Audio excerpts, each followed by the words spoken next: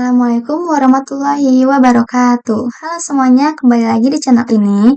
Sebelumnya izin perkenalkan diri, nama saya Rindi Indiani.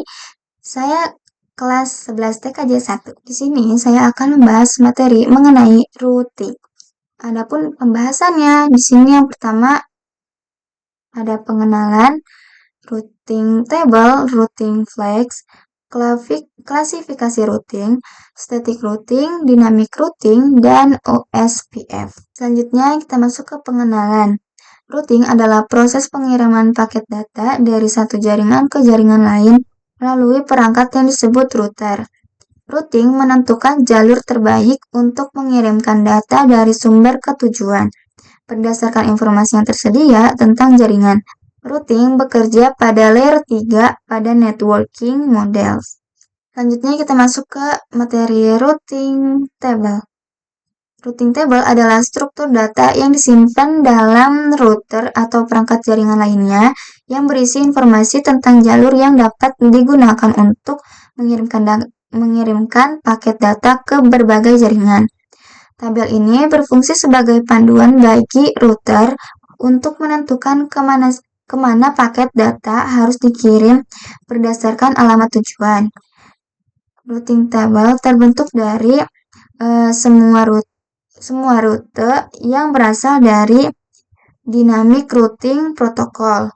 Semua rute untuk network yang directly connected ke router. Konfigurasi tambahan static route. Selanjutnya kita masuk ke materi routing flags. Routing flags adalah indikator yang digunakan dalam routing table untuk memberikan informasi tambahan tentang status atau karakteristik dari route tertentu. Flags ini membantu router dan administrator jaringan memahami bagaimana rute tersebut berfungsi dan bagaimana paket data harus diperlakukan saat melewati rute tersebut. Selanjutnya kita masuk ke klasifikasi routing. Static routing yang dibuat dengan menambahkan secara manual ICE routing table. Dynamic routing yang dilakukan dengan melakukan enable fungsi protokol pada router tersebut. Maka secara otomatis router akan mencari jalurnya sendiri. Selanjutnya kita masuk ke materi static routing, dynamic routing.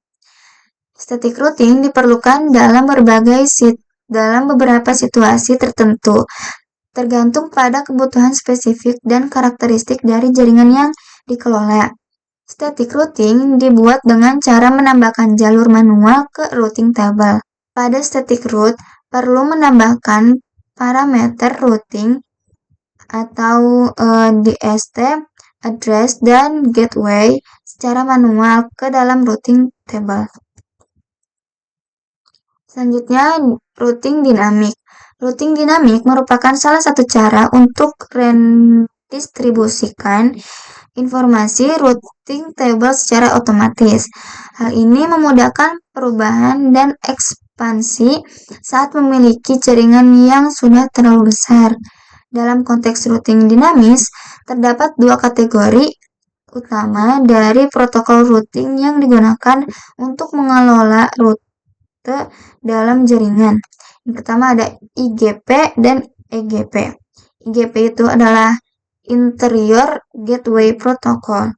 Kalau EGP itu Exterior Gateway Protocol. Selanjutnya kita masuk ke materi terakhir yaitu OSPF.